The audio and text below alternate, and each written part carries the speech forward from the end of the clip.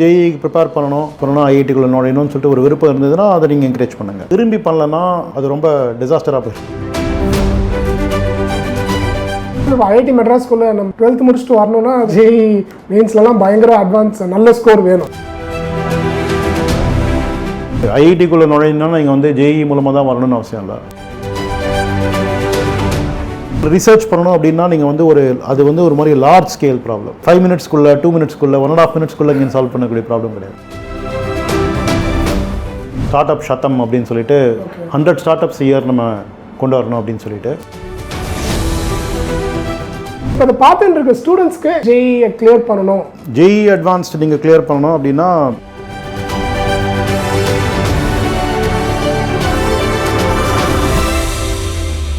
chat with KC, chat with Karthik Chidambaram, professor doctor Sathya Chakravarthy. வணக்கம் professor. வணக்கம் professor, மறுபடியும் சந்திக்கிறது மிக்க மகிழ்ச்சி. இப்போ ஐஐடி மெட்ராஸ் வந்து பயங்கரமாக ட்ரான்ஸ்ஃபார்ம் ஆயிருக்கு. லாஸ்ட் 20 இயர்ஸில் வந்து ஒரு 20-25 இயர்ஸில் ஐஐடி மெட்ராஸ்னாவே 70ஸ்லேருந்தே பெரிய விஷயம்தான். பட் இப்போ பயங்கரமாக ட்ரான்ஸ்ஃபார்ம் ஆயிருக்கு. அந்த டிரான்ஸ்ஃபர்மேஷனை பற்றி சொல்லுங்கள் ப்ரொஃபஸர். நான் படிக்கிற காலத்தில் நான் வந்து 1987 to 91 இங்கே பிடெக் பண்ணேன். ஜென்ரலாக என்னென்னு ஐஐடி மெட்ராஸ் வந்து ஐஐடி மெட்ராஸ் மட்டும் இல்லை, எல்லா ஐஐடிஸுமே அப்போ வந்து ஒரு 5 ஐஐடி இருந்தது. அவங்க வந்து ஒரு அண்டர் கிராஜுவேட் டீச்சிங் இன்ஸ்டிடியூஷன் அப்படின்னு தான் சொல்லிட்டு நினைப்பாங்க. முக்கால்வாசி அவங்களுடைய கிளைம் டு ஃபேம் சொல்லணுன்னா பிடெக் ஜேஇ மூலமாக அங்கேருந்து பிடெக்கு வந்தவங்களுக்கு படிப்பு சொல்லிக் கொடுக்கணும். இதுதான் அவங்களுடைய மெயின் கோலாக இருந்தது. அதிலிருந்து நான் ப்ரொஃபஸராக உள்ள ஒரு ஃபேக்கல்ட்டி மாதிரி உள்ள நுழையக்கூடிய தருவாயில் 1996-97 அந்த டைமத்தில் வந்து ரிசர்ச்க்கு எம்ஃபசிஸ் கொடுக்க ஆரம்பித்தாங்க. லேட் செகண்ட் ஹாஃப் ஆஃப் 90ஸ்ல 95 அதுமாதிரிலேருந்து ரிசர்ச்சுக்கு எம்ஃபசிஸ் கொடுக்க ஆரம்பித்தாங்க. எம்ஃபசிஸ் அப்படின்னு கேட்டிங்கன்னா உள்ள நுழையிறவங்களே வந்து நீங்கள் ரிசர்ச் பண்ணுவீங்களா, என்னென்ன பேப்பர்லாம் பப்ளிஷ் பண்ணியிருக்கீங்க, உங்களோட ரிசர்ச் இன்ட்ரெஸ்ட் என்ன அப்படின்லாம் சொல்லிட்டு. ஸோ அந்த ரிசர்ச் எம்ஃபசிஸ் வந்து இன்னும் கொஞ்சம் அப்படி தீவிரமாச்சு. ஸோ 2000s பார்த்தீங்கன்னா எவ்வளோ பேப்பர் நம்ம இங்கேருந்து பப்ளிஷ் பண்ணுறோம், இன்னும் இன்க்ரீஸ் பண்ணலாமா இது அந்த அவுட்புட்டை அப்படின்னு சொல்லிட்டு இங்கேருந்து முதல்ல ஃபோக்கஸ் பண்ணாங்க. அதுக்கப்புறம் லேட் 2000s பார்த்தீங்கன்னா குவான்டிட்டி மட்டும் இருந்தால் போதாது, குவாலிட்டியும் பார்க்கணும்னு சொல்லிட்டு எந்தெந்த ஜேர்னல்ஸ்லாம் நீங்கள் வந்து பப்ளிஷ் பண்ணுறீங்க, அதுக்கு இம்பேக்ட் ஃபேக்டர் என்ன, அதெல்லாம் இங்கேருந்து பார்க்க ஆரம்பித்தாங்க. இது கிராஜுவலாக புஷ் பண்ணுவாங்க. அதுக்கப்புறம் வந்து இதில் பார்த்தீங்கன்னா 2000 டீன்ஸ், அதாவது 2011 to 2020 பார்த்தீங்கன்னா 2 விதமான புஷஸ் இருந்தது. ஒன்று வந்து சென்டர்ஸ் ஆஃப் எக்ஸலன்ஸ் ஏற்படுத்தணும் அப்படின்னு சொல்லிட்டு. இப்போ ஃபார் எக்ஸாம்பிள் இந்த national centre for combustion R&D வந்து ஒரு பெரிய சென்டர் அந்த காலத்தில் உருவாக்கினோம். அது நீங்கள் தான் உருவாக்குனீங்க? ஆமாம், நான் வந்து முக்கியமாக பங்கெடுத்தேன்னு சொல்லிக்கலாம். மற்ற ஃபேக்கல்ட்டியும் கூட சேர்ந்து பண்ணாங்க. ஸோ ஒரு 2012 to 2014 இங்கேருந்து இது பண்ணோம் நாங்கள். அதே போல் நிறைய சென்டர் ஆஃப் எக்ஸலன்ஸும் ஆரம்பிச்சிது. கூடவே வந்து ஒரு 2015 வாக்கில் வந்து ஆண்டர்ப்ரினர்ஷிப் வந்து பயங்கரமாக எம்ஃபசைஸ் பண்ண ஆரம்பித்தாங்க. அதை எப்படி அவங்க வந்து பொசிஷன் பண்ணாங்கன்னு கேட்டிங்கனாக்கா ட்ரான்ஸ்லேஷனல் ரிசர்ச் அப்படின்னு சொல்லிட்டு. தட் இஸ் நம்ம ரிசர்ச் வந்து லேப்லேயே பண்ணிவிட்டு அதை அப்படியே பேப்பர் மட்டும் பப்ளிஷ் பண்ணாமல் அதை வந்து நம்ம பேட்டன்ட் பண்ணலாமா, எப்படி வந்து நம்ம பண்ணக்கூடிய ரிசர்ச் வந்து ஒரு ப்ராடக்டாக மாற்றுறது, அதை அந்த ப்ராடக்டை எப்படி நம்ம வந்து ஒரு மார்க்கெட்டுக்கு கொண்டு போகிறது, இந்த மாதிரியான ஒரு ஆக்டிவிட்டீஸ்லாம் வந்து செகண்ட் ஹாஃப் ஆஃப் 2010s ஆரம்பிச்சது. ஸோ இப்போ நம்ம பார்க்கக்கூடிய இந்த ஐஐடி மெட்ராஸ் அப்படிங்கிற இது வந்து அதனால தான் ஏற்படுத்துது. இப்போ இங்கேருந்து நிறைய ஸ்டார்ட் அப்ஸும் வருது. ஆக்சுவலாக நான் ஒரு புக்கில் படித்தேன், அது ஒரு அப்சர்வேஷன் நான் சொல்கிறேன், இது கரெக்டானு சொல்லுங்கள். அதாவது ஃபார் எக்ஸாம்பிள் இப்போ சிலிகான் வேலின்னு சொல்கிறோம் இல்லையா. இப்போ இந்த சிலிகான் வேலி ஆரத்திற்கே ஸ்டான்ஃபோர்ட் வந்து ஒரு பெரிய ரோல் ஒன்று ப்ளே பண்ணுச்சு அப்படின்னு சொல்லிட்டு ஹிஸ்ட்ரி சொல்லுது, ரைட்? ஸோ அதே மாதிரி தான் நான் இப்போ ஐஐடி மெட்ராஸை பார்க்குறேன். இப்போ சென்னைக்கே அது ஒரு பெரிய ஒரு வரம் மாதிரி. அது கரெக்டான அப்சர்வேஷன் தானே? ஆமாம், அதாவது ஒரு 10 வருஷத்துக்கு முன்னாலே நாங்கள் வந்து இங்கே இன்டர்னலாக நாங்கள் வந்து ஸ்டான்ஃபோர்ட் ஆஃப் இந்தியான்னு சொல்லிட்டு இருக்கோம். ஏன்னா ஸ்டார்ட் அப் நிறைய உருவாக்கணும் அப்படின்னு சொல்லிட்டு. பட் அதுலேயே பார்த்திங்கன்னா ஒரு ஃப்ளேவர் ஒன்று வந்திருக்கு. இது என்னுடைய சொந்த அபிப்பிராயம் என்னன்னு கேட்டிங்கன்னா அது வந்து தமிழ் மண்ணுன்னு நினைக்கிறேன். ஸோ டீப் டெக் ஸ்டார்ட் அப்ஸுக்கு வந்து ஐஐடி மெட்ராஸ் நல்ல பேர் போயிருக்கு. இப்போது ஸ்டான்ஃபோர்ட், சிலிகான் வேலிலாம் பார்த்திங்கன்னா அங்கே வந்து முக்கால்வாசி சாஃப்ட்வேர் பேஸ்ட் ஸ்டார்ட் அப்ஸ் தான் இருக்கும். அதே போல் இப்போ சாஃப்ட்வேர் பேஸ்ட் ஸ்டார்ட் அப்ஸ் வந்து நிறைய இதில் பார்க்கலாம், பெங்களூரில் நிறைய பார்க்கலாம், குர்காம் அந்த மாதிரி ஏரியாலாம் பார்த்திங்கன்னா அந்த மாதிரி இ-காமர்ஸ் ஸ்டார்ட் அப்ஸ்லாம் இங்கேருந்து வந்திருக்கும். பாம்பேலேயும் அந்த மாதிரிலாம் வரும். வரஸ் இங்கே சென்னையிலேருந்து வரக்கூடிய ஸ்டார்ட் அப்ஸு, குறிப்பாக ஐஐடி மெட்ராஸ்லேருந்து வரக்கூடிய ஸ்டார்ட் அப்ஸ்லாம் வந்து ஏதாவது ஒரு டெக்னாலஜி ஃபோக்கஸ், ஏதாவது ப்ராடக்ட் ஃபோக்கஸ் அந்த மாதிரி இருக்கக்கூடிய ஸ்டார்ட் அப்ஸ், அந்த ஃப்ளேவர் ஒன்று நமக்கு இருக்குது. அப்படின்னு பார்க்கும்போது அது வந்து சிலிக்கான் வேலி, ஸ்டான்ஃபோர்டை விட்டு கொஞ்சம் வேறுபாடோட இருக்குன்னு என்னுடைய கருத்து.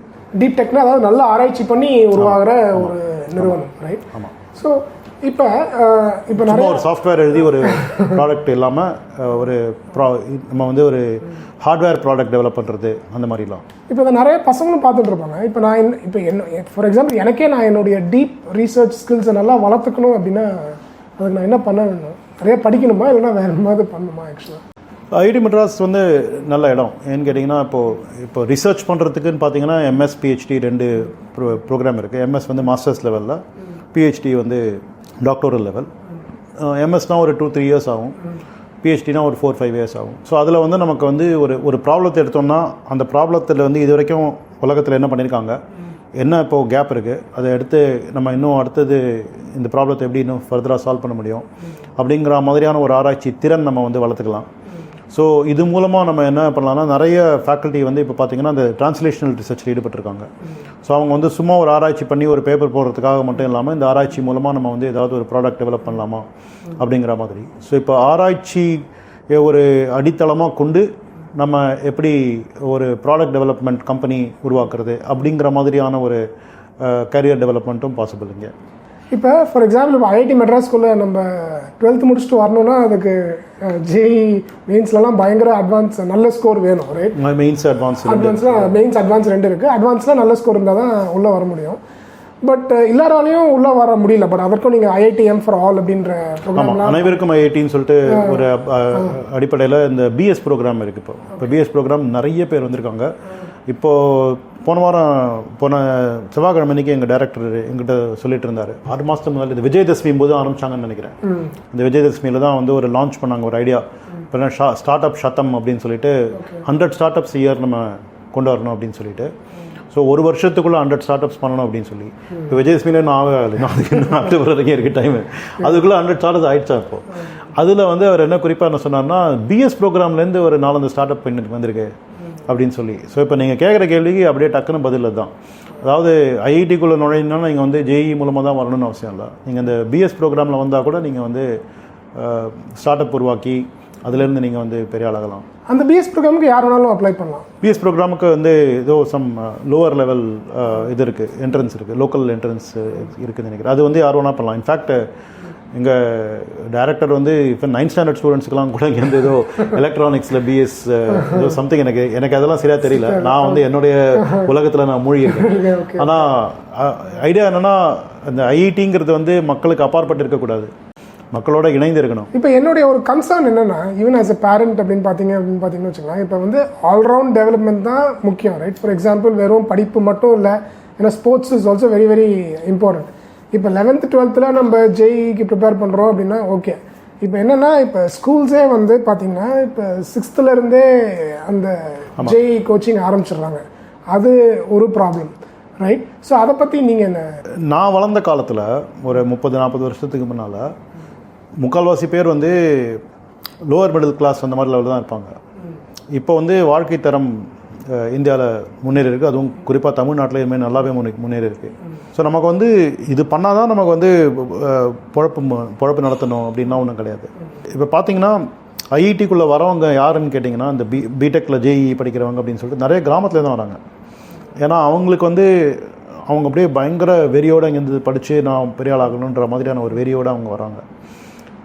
அது வந்து ஆக்சுவலி ஒரு சமூக நீதின்ற மாதிரி சொல்லலாம் நம்ம. அதாவது என்னதான் இங்கேருந்து அந்த என்ட்ரன்ஸ் எக்ஸாம் கடினமாக இருந்தாலும் அந்த கடின உழைப்பை அவங்க வந்து போடுறதுக்கு அவங்க தயாராக இருக்காங்க. இதே இப்போ சிட்டியில் இருக்கக்கூடியவங்க ஒரு நடுத்தர வர்க்கத்திலே இந்த லைக் அப்பர் மிடில் கிளாஸ் உயர் தளத்தில் இருக்கக்கூடியவங்க, அவங்களுடைய கிட்ஸுக்கு வந்து இந்த ஐஐடி மூலமாக தான் இங்கே நம்ம போய் இங்கேருந்து வாழ்க்கையில் சாதிக்கணுன்ற மாதிரி ஒன்றும் கிடையாது. அவங்களுக்கு ஆர்வம் இருந்ததுன்னா, இப்போ என் பொண்ணு ஐஐடி படித்தாங்க, ஐஐடி வாரணாசி படித்தாங்க. உங்களுக்கு 9th ஸ்டாண்டர்டில் வந்து ஒரு கோச்சிங்க்கு போனாங்க. அவங்க என்ன பண்ணாங்க, நீங்கள் ஜேஇக்கெல்லாம் பற்றி யோசிக்காதீங்க, நாங்கள் கான்செப்ட்லாம் சொல்லித்தரோம், உங்களுக்கு வந்து இன்ட்ரெஸ்ட்டு உண்டாக்குறோம் அப்படின்னு சொல்லி அதில் வந்து அவங்களுக்கு ஆர்வம் வந்தது. ஆர்வத்தோடு அவங்க வந்து படித்தாங்க, ஸ்டூடெண்ட்ஸ் படிக்கிறாங்க அப்படின்னா அவங்கள என்கரேஜ் பண்ணுங்க. பட் அவங்களுக்கு வந்து அவங்க ஸ்போர்ட்ஸில் அவங்க போகிறாங்க. இதெல்லாம் வந்து நிறைய வீட்டில் வந்து கேர்ள்ஸுக்கு வந்து பரதநாட்டியம்லாம் சொல்லிக் கொடுப்பாங்க, ரைட்? அதில் அவங்க பெரிய ஆளாக இருக்கணும்னு ஆகணும்னு சொல்லிட்டு விருப்பப்படுவாங்க. அந்த மாதிரி இதர் ஸ்போர்ட்ஸ் ஆர் ஆர்ட்ஸ், லிட்ரேச்சர், இதிலலாம் வந்து ஒரு அதுவும் கரெக்டாக பார்த்தீங்கன்னா அந்த 13 வயசுலேருந்து ஒரு 18 வயசுக்குள்ளே இந்த டீனேஜ் அடோலசன்ட் பீரியடில் நல்லா க்ரியேட்டிவிட்டி இருக்கும். அப்போ போயிட்டு அவங்களுக்கு ஜேஇக்கு தான் ப்ரிப்பேர் பண்ணணும், அதில் தான் நீ உருப்பிடுவேன்னு சொல்லிட்டு இங்கே அவங்கள புஷ் பண்ணால் அது ஒத்து வராது. யாருக்கெல்லாம் விருப்பம் இருக்கோ அந்த விருப்பம் படி அவங்க செய்யலாம். அவங்களுடைய விருப்பம் வந்து ஜேஇக்கு ப்ரிப்பேர் பண்ணணும், ஜேஇ பாஸ் பண்ணணும், ஐஐடிக்குள்ளே நுழையணும்னு சொல்லிட்டு ஒரு விருப்பம் இருந்ததுன்னா அதை நீங்கள் என்கரேஜ் பண்ணுங்கள். அப்படி இல்லைன்னு வச்சுக்கோங்களேன், நிறைய ஆப்பர்ச்சுனிட்டிஸ் இருக்குது. அதாவது ஃபோர்ஸ் பண்ண வேணாம், அவங்களுக்கு என்ன பிடிக்குது, என்ன பிடிக்குதுன்றது முதல்ல பார்க்கணும். இப்போ இன்னொரு கொஸ்டின் என்ன ப்ரொஃபஸர், இப்போ ஃபார் எக்ஸாம்பிள் இப்போ 11th 12th படிக்கிறேன்னு வச்சுக்கலாம். இப்போ நான் 11th 12th படிக்கிறேன்னா இப்போ மோஸ்ட்லி இப்போ என்ன பண்ணுறாங்க நிறைய கோச்சிங் சென்டர்ஸில் அந்த 12th சிபிஎஸ்சி என்சிஆர்டி புக்ஸே படிக்காமல் மோஸ்ட்லி இதற்கு தகுந்த மாதிரி இதை சால்வ் பண்ணுற மாதிரி பண்ணுறாங்க, ரைட்? ஸோ அதற்கு வந்து ஜேஇ சைடில் வந்து கூட இந்த மாதிரி பண்ணுறீங்களா, இல்லைனா அது எப்படி இருக்குது? இல்லை, ஜேஇ வந்து முக்கால்வாசி நாங்கள் டேம்பரே பண்ண மாட்டோம். ஏன்னா அது வந்து ஒரு ஸ்டாண்டர்ட் செட் ஆகிடுச்சு. ஸோ அதில் அது and it is focused on problem solving. So problem சால்விங்கில் வந்து நீங்கள் கான்செப்டை புரிஞ்சுட்டு ப்ராப்ளம் சால்வ் பண்ணலாம், இல்லை நீங்கள் வந்து நிறைய ப்ராப்ளம் சால்வ் பண்ணி ஒரு பேட்டர்ன் ரெக்கக்னிஷன் மாதிரி ஒரு ப்ராப்ளத்தை பார்த்துட்டு சால்வ் பண்ணலாம், என்னெல்லாம் பண்ணலாம். அதே problem solving is basically the goal. அதை வந்து நாங்கள் தொட மாட்டோம். ஸோ இந்த கோச்சிங் சென்டரில் என்ன பண்ணுவாங்கன்னா அந்த பேட்டர்ன் ரெக்கக்னிஷன் மாதிரி இங்கேருந்து ஒரு 1000-10,000 ப்ராப்ளம் இங்கேருந்து காலையிலேருந்து நான் நைட் வரைக்கும் இங்கேருந்து சால்வ் பண்ணுற மாதிரி அவங்க இங்கேருந்து ட்ரை பண்ணுறாங்க. வேறாஸ் நீங்கள் என்சிஆர்டி புக்கோ இல்லை 12th ஸ்டாண்டர்ட் புக்கெல்லாம் பார்த்தீங்கன்னா அவங்க வந்து கான்செப்ட் தான் இங்கேருந்து அவங்க மெயினாக இது பண்ணுவாங்க. அதை அப்ளிகேஷன் எப்படி அதை அப்ளை பண்ணி எப்படி ப்ராப்ளம் சால்வ் பண்ணுறதுன்றதுல இங்கேருந்து கொஞ்சம் மனப்பாக இருக்க மாட்டாங்க. ரெண்டுமே இம்பார்ட்டண்ட். ஸோ அதுதான் நான் சொல்கிறேனே, இப்போ ஒரு சில பேர் வந்து இந்த மாதிரி ப்ராப்ளம் சால்விங் ஸ்கில்ஸ் டெவலப் பண்ணிக்கணும்னு சொல்லிட்டு அவங்களுக்கு விரும்பினாங்கன்னா இந்த பக்கம் போகலாம். அல்லது இல்லை நான் வந்து எனக்கு ஸ்கூலில் என்ன சொல்லி கொடுக்குறாங்களோ அதுதான் எனக்கு பிடிச்சிருக்கு, அதுலேயே நாங்கள் வந்து இப்போ நான் மனப்பாக இருக்கேன் அப்படின்னு சொன்னால் அதுவும் ஓகே. ஸோ அதுக்கு தகுந்த மாதிரி can go to some colleges, நீங்கள் என்ன பண்ணணுமோ அதெல்லாம் படிச்சுட்டு அதுக்கப்புறம் வாழ்க்கையில் பெரிய ஆளாகலாம். ஓகே. பட் இப்போ அதை பார்த்துட்டு இருக்க ஸ்டூடெண்ட்ஸ்க்கு இப்போ நான் ஃபார் எக்ஸாம்பிள் ஜேஇயை கிளியர் பண்ணணும் அப்படின்னா, ரைட், இப்போ அந்த ஜேஇ அட்வான்ஸ்டு அண்ட் இன்னி தேதியில் வந்து ஜேஇ அட்வான்ஸ்டு நீங்கள் கிளியர் பண்ணணும் அப்படின்னா ப்ராப்ளம் சால்விங் ப்ராக்டிஸ் தான் இம்பார்ட்டண்ட்டு. அதுதான், வேறு வழியே இல்லை. ஸோ அதில் வந்து நீங்கள் ஒரு மாதிரி ஒரு மெஷின் மாதிரி ஆயிடணும். நான் வந்து எனக்கு ப்ராப்ளம் சால்விங் தான் பிடிச்சிருக்கு அப்படின்னு சொல்லிட்டு நம்மளே வந்து நம்மளுடைய மனசை நம்ம மாற்றிக்கிட்டு அப்படியே நிறைய ப்ராப்ளம் சால்வ் பண்ணிகிட்டே இருக்கணும் காலையிலேருந்து நைட் வரைக்கும். அந்த மாதிரி பண்ணால் தான் முடியும், வேறு வழியே இல்லை. ஏன்னா காம்படிஷன் பயங்கர அதிகமாக இருக்குது. ஸோ நம்ம காம்படிட்டிவாக இருக்கணும்னா அந்த மாதிரி செஞ்சாகணும்.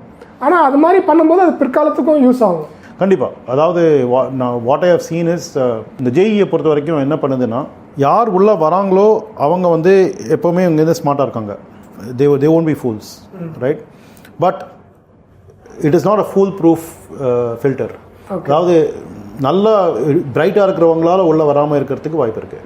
ஏன்னா அவங்க வந்து அந்த ப்ராப்ளம் சால்விங் மூலமாக போக மாட்டாங்க. அவங்க வந்து கான்செப்ட் புரிஞ்சுட்டு அதை எப்படி ஃபார் எக்ஸாம்பிள் ரிசர்ச் பண்ணணும் அப்படின்னா நீங்கள் வந்து அது வந்து ஒரு மாதிரி லார்ஜ் ஸ்கேல் ப்ராப்ளம், 4-5 இயர்ஸ் அங்கேருந்து முடிஞ்சு செய்ய வேண்டிய ப்ராப்ளம். அது 5 மினிட்ஸ்க்குள்ளே 2 மினிட்ஸ்க்குள்ளே 1.5 மினிட்ஸ்க்குள்ளே இங்கே சால்வ் பண்ணக்கூடிய ப்ராப்ளம் கிடையாது. ஸோ இது வந்து ஒரு மாதிரி ஒரு கேம். ஸோ இந்த கேமை நீங்கள் வந்து பர்ஃபெக்ட் பண்ணிட்டீங்கன்னா நீங்கள் வந்து you'll be smart. There is no doubt about. உங்களுக்கு ஒரு ப்ராப்ளம் சால்விங் கேப்பபிலிட்டி கிடைக்கும், தெரிய வரும். வேறஸ் பட் இது பண்ணால் தான் நீங்கள் வந்து பெரிய ஆளுன்னு சொல்ல முடியாது. இது பண்ணாமல் நீங்கள் வந்து இது நான் விஷயத்தை புரிஞ்சுக்கிறேன், கொஞ்சம் பொறுமையாக தான் நான் இங்கேருந்து அணுகுவேன் இதை ப்ராப்ளத்தை அப்படிங்கிறவங்களும் நிறைய பேர் இருக்காங்க. அதாவது ஒரு 12ஆம் கிளாஸ் 10ஆம் கிளாஸில் இருக்கிறவங்கலாம் வந்து அவங்களை நீங்கள் ஃபோர்ஸ் பண்ணி நீ வந்து ஒரு நிமிஷத்துக்குள்ளே எல்லா ப்ராப்ளத்தையும் போட்டு முடிக்கணும் அப்படின்னு சொல்லிட்டு அவங்களை அவசரப்படுத்தினீங்கன்னா அவங்களுக்கு அது பிடிக்காமல் இருக்கலாம். ஸோ அவங்கள நீங்கள் வந்து வற்புறுத்த முடியாது, வற்புறுத்தவும் கூடாது. ஸோ முதல்ல வந்து ஸ்லோவாக ப்ராப்ளத்தை சால்வ் பண்ணி அதுக்கப்புறம் ஸ்பீட் ஆல்சோ மேட்டர்ஸ் அப்படியும் பண்ணலாம். அதுக்காக தான் அங்கே என்ன பண்ணுறாங்க, அந்த 6ஆம் கிளாஸ் 9ஆம் கிளாஸ் அந்த மாதிரிலாம் ஆரம்பிக்கிறாங்க ஸ்லோவாக அங்கேருந்து பில்டப் பண்ணுறதுக்கு. ஏன்னா ஓவர் நைட்டு திடீர்னு அங்கேருந்து ஃபாஸ்ட்டாக ப்ராப்ளம் சால்வ் பண்ண முடியாதுன்றதுனால. ஓகே. ஸோ அது வந்து ஆனால் அந்த ஸ்டூடெண்ட்டுக்கு வந்து அது பிடிச்சிருக்கணும், அது விரும்பி பண்ணலன்னா அது ரொம்ப டிசாஸ்டராக போயிடும். இறுதியாக ஒரு கேள்வி ப்ரொஃபஸர், அதாவது இப்போ ஐஐடின்றது ஒரு பெரிய இன்ஸ்டிடியூஷன், ரைட்? இப்போ இது மாதிரி மற்ற காலேஜஸும் வரணும்னா அவங்க என்ன பண்ணணும்? அகெயின் இது முதல் பாயிண்ட் ஐஐடி மாதிரி தான் இருக்கணும்னு அவசியம் இல்லை. நான் ஒவ்வொரு இன்ஸ்டிடியூஷனும் அவங்களுடைய ஒரு ஸ்டாம்ப் ஆஃப் ஒரிஜினாலிட்டி அவங்க ட்ரை பண்ணலாம். தெர் ஆர் 2-3 மெட்ரிக் இப்போது டெவலப் ஆகிட்டுருக்கு. ஒன்று வந்து ரிசர்ச் ஃபோக்கஸ்.